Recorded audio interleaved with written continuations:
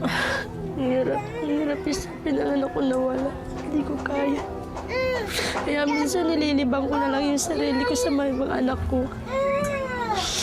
Kaya hindi ako nabubulong minsan. Siguro kung wala sila, ibang anak ko siguro masisiraan ako ng ulo. Labis na kaming nangungulila sa anak namin. Miss na namin siya. Hindi namin alam kung saan namin nahanapin, kung saan ako mahalugod. Talagang hindi namin makita yung anak namin. Yung mga kasamahan namin nagtitinda rin, tinatadyak-tadyakan niya yung mga paninda. Sabi ko, Joy, huwag makulit. Sinasaway na siya, ayaw talaga magpasaway, patawa-tawa. Sabay sisipain niya. Nakikita mo, hinahalikan ka niya. Tapos po, pagsabihin mo sa kanya na mayakap niya rin siya, tapos niyayakap niya po ako. Si Mary Joy po, hindi masyadong madaldal. Pagka tinanong mo, saka lang siya magsasalita.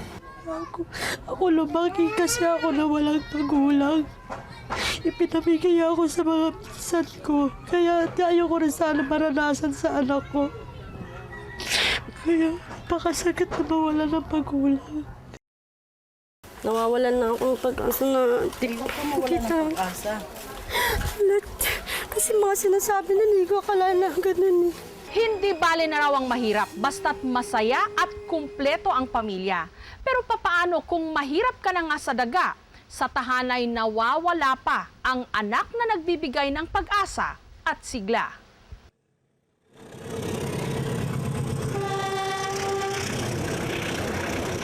Ilang tao at tren ang dumaan na sa harapan ng bahay ng mag-asawang Joey at Marilyn. Pero magpahanggang ngayon, ni dulo ng daliri ng kanilang anak na si Mary Joy, hindi pa rin nila nasisilayan. Mahigit isang buwan nang nawawala ang 4 na taong gulang nilang anak.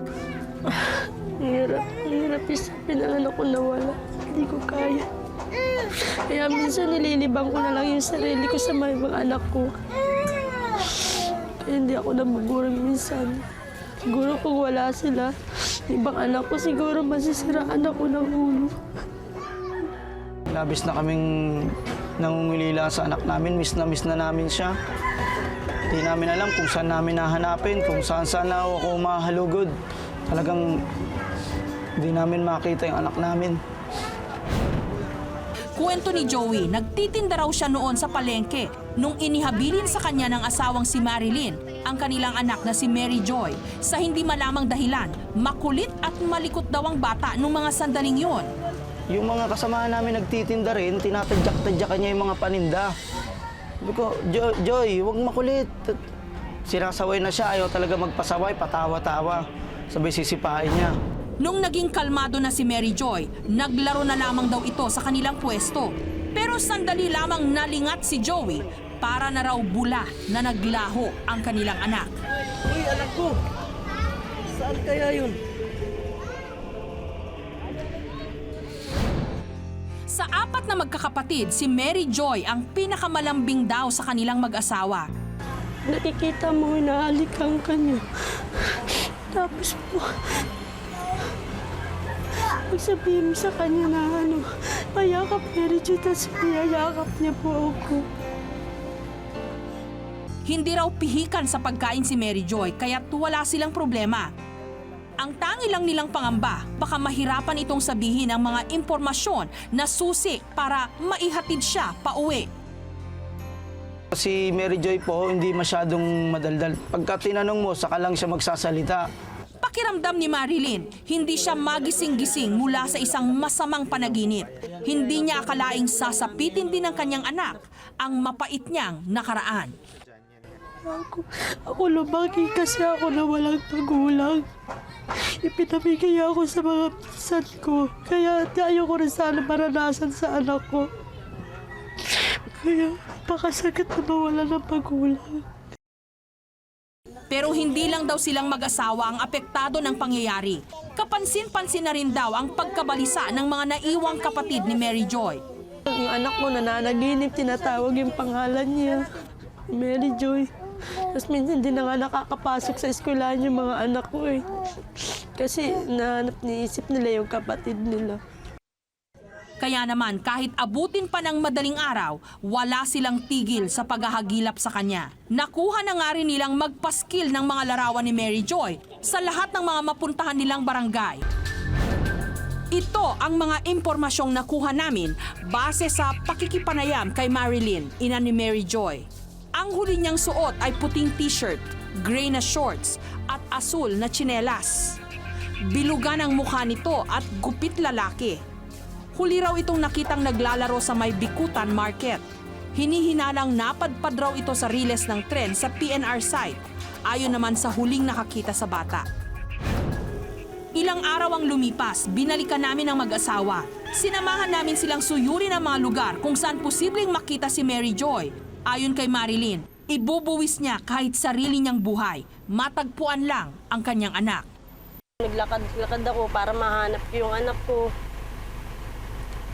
Hindi ko akalain na sinisigawan na pala ako ng mga tao. Muntik na ako masagasaan.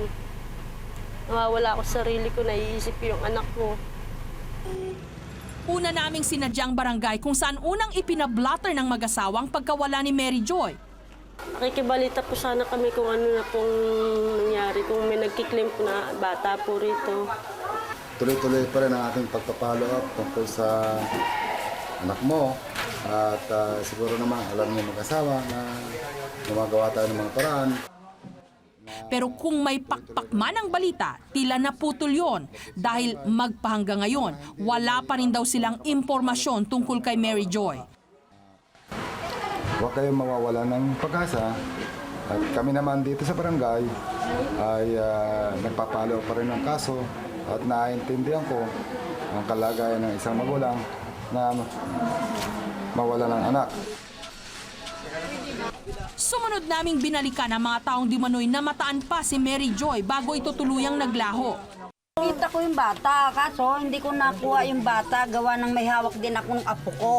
Dahil mataas ang lagnat ng apo ko. Maliban dito, wala na silang nakuhang malinaw pang mga detalye. Sabi ko, saan ka nakatira at hatid ka namin? Ay, sabi, mama, papa, yun ang sabi niya. Agaran din namin tinungo ang batang sinasabing nakalaro ni Mary Joy nung araw na nawala ito. Ano ba yung nakita mo dati? Ano daw nakita mo daw na? Kinalog-kalog. Yung gate. Oo. Tapos sabi daw niya, taga saan ka ba? Palengke daw. Dahil sabi, tas umalis na. Saan pupunta? Doon daw sa lulo niya at nagtinda daw sa palengke. Pero sa halip na impormasyon, pangaral mula sa kapitbahay ang kanilang nakuha. Dapat kasi tutukan yung mga anak para di mawala. Oo, mahirap magtiwala. Lalo tuloy pinanghinaan ng loob si Marilyn. Nawawalan na akong pag-asa na kita. Kasi mga sinasabi na hindi ko akala na ganun eh.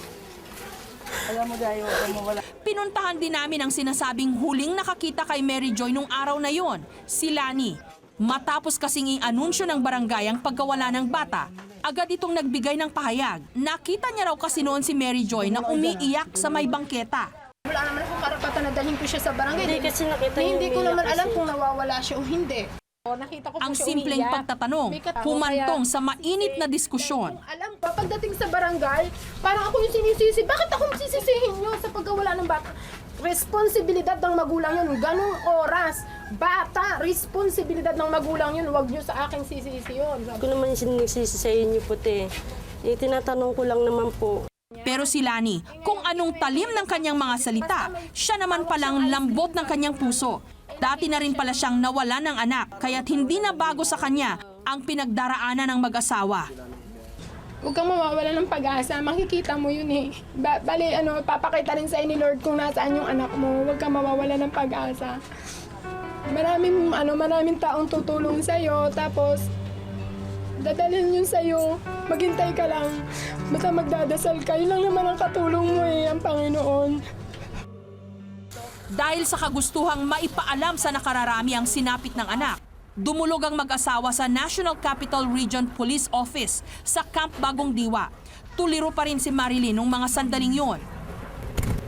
Wala, tingin ko parang hindi ko na makikita yung anak ko eh. Hindi ko alam kung saan ko hahanapin, saan pupunta. Kaya naman maging ang mga kasama naming mga barangay official, pilit na pinapalakas ang kanyang loob. Huwag kayo magsawa. Ang malay nyo sa kalalakad nyo, isang araw natagpuan yung anak nyo. Tuloy-tuloy mo lang yan kahit medyo napapagod ka na. Kasi mahirap anak mo yan Ako isa rin akong ina. Sa hepe ng NCRPO Public Information Office and Community Relations Division, isinangguni ng mag-asawa ang pagkawala ni Mary Joy. Bali, magpapadala na lang tayo ng investigador. Pupunta doon sa lugar kung saan nawala yung anak nyo. And then, mananawagan tayo sa ating mga kababayan para malaman ng mga tao. Maring sa kagandahang loob lamang ay kinupkop yung bata. Hindi kami pinigil ng paglubog ng araw para ituloy ang paghahanap. Habang nasa biyahe, dito muling nanariwa sa alaala ni Marilyn ang kanyang nawawalang anak. Naalala ko siya. Parang pumapasok sa isip ko. Sabi ko, kumakain ako kaya yung anak ko kaya kumakain din siguro. Nagpasya na lamang silang bumalik sa tabi ng riles. Baka raw kasi magbago ang ihip ng hangin at may makuha na siyang impormasyon kung saan napadpad si Mary Joy. Ano na lang po, kuya. Te, pakidikit na lang dyan, nawala sa bikutan yan, te. Walang kapagurang ipinamudmod ni na Marilyn ang mga litrato ni Mary Joy. Umaasang pag naipakalat ito, hindi na lang sa mga litrato nila makikita ang anak.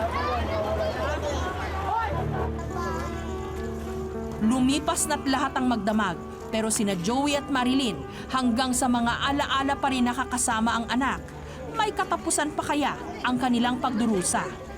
Hanggang sa kayak pa, maghahanap pa rin ako. Umaasa pa rin ako na sana makita ko yung anak ko. Hello po!